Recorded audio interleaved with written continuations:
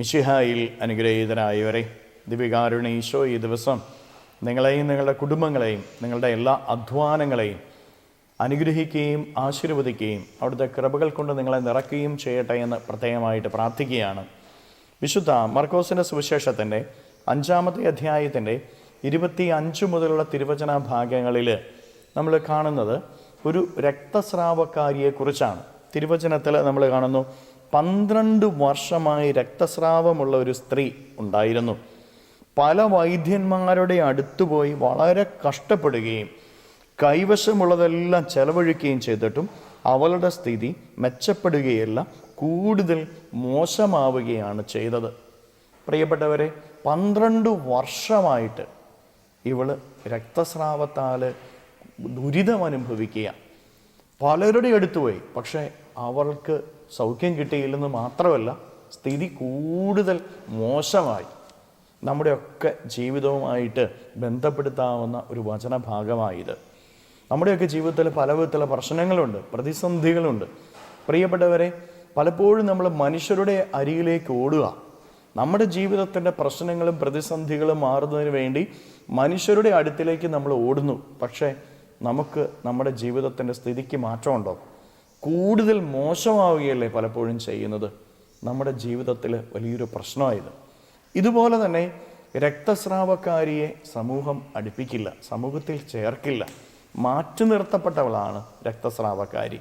അങ്ങനെയുള്ള ഒരു സ്ത്രീ ആണ് ഇവള് ഈശോയെക്കുറിച്ച് കേട്ട് ഒരു ദിവസം ജനക്കൂട്ടത്തിൻ്റെ നടുവിൽ ഈശോ നിൽക്കുമ്പോൾ ഇവള് ചെന്നിട്ട് ഈശോയെ തൊടുകയാണ്.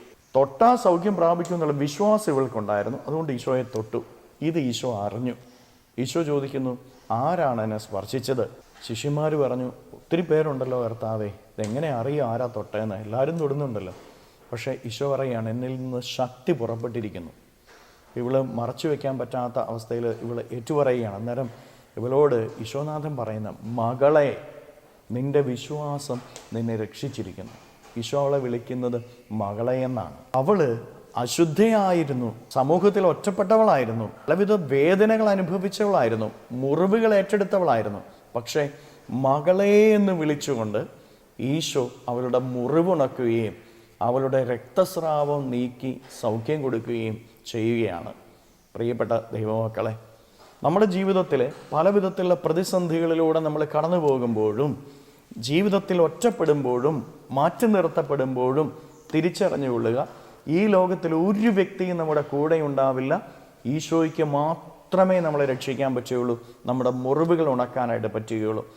മകനെ, മകളെ എന്ന് വിളിച്ചുകൊണ്ട് ചേർത്ത് പിടിക്കുന്ന ഈശോയുടെ അരികിലാണ് നീ നിൽക്കേണ്ടത്. അല്ലാതെ നിന്റെ ജീവിതത്തെ കൂടുതൽ ദുസ്സഹമാക്കുന്ന ലോകത്തിൻ്റെയോ ലോകത്തിലെ വ്യക്തികളുടെയോ അരികിലല്ല.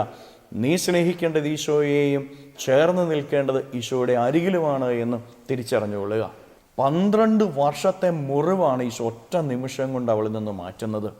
പ്രിയപ്പെട്ടവരെ, നമ്മുടെ ജീവിതത്തിൽ എന്തെല്ലാം മുറിവുകളും പ്രശ്നങ്ങളും ഉണ്ട്.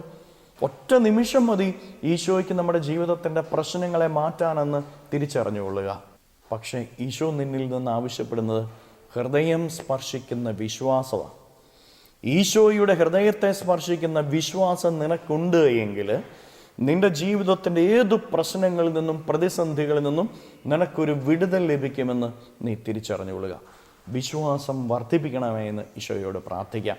ഒരു നിമിഷം കരങ്ങളെ യാചനയോടെ പിടിച്ചുകൊണ്ട് 12 വർഷമായിട്ട് ദുരിതമനുഭവിച്ചിരുന്ന രക്തസ്രാവക്കാരിയെ സുഖപ്പെടുത്തിയ ഈശോയുടെ മുമ്പിലേക്ക് നമ്മുടെ ജീവിതത്തെ സമർപ്പിച്ചുകൊണ്ട്, നമ്മുടെ ജീവിതത്തിൻ്റെ ഒറ്റപ്പെടലുകളെ സമർപ്പിച്ചുകൊണ്ട്, ജീവിതത്തിൻ്റെ മുറിവുകളെ സമർപ്പിച്ചുകൊണ്ട്, ജീവിതത്തിൻ്റെ ഇല്ലായ്മകളെ സമർപ്പിച്ചുകൊണ്ട്, മകനെ, മകളെ എന്ന് വിളിച്ച് ചേർത്ത് നിർത്തുന്ന ഈശോയുടെ പക്കലേക്ക് നമ്മുടെ ജീവിതത്തെ, അധ്വാനങ്ങളെ പൂർണ്ണമായി വിട്ടുകൊടുത്ത് ഹൃദയം സ്പർശിക്കുന്ന വിശ്വാസത്തോടെ നമുക്ക് സ്തുതിക്കാം. ഹല്ലേലൂയ.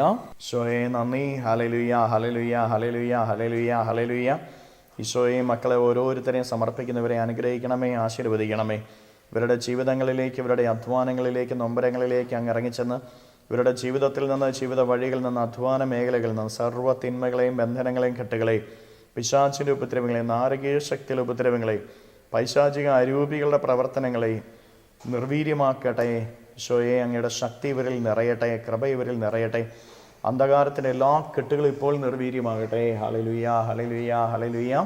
നിത്യം പിതാവും പുത്രനും പരിശുദ്ധാത്മാവുമായി സർവേശ്വര എന്നേക്കും. ആമേൻ.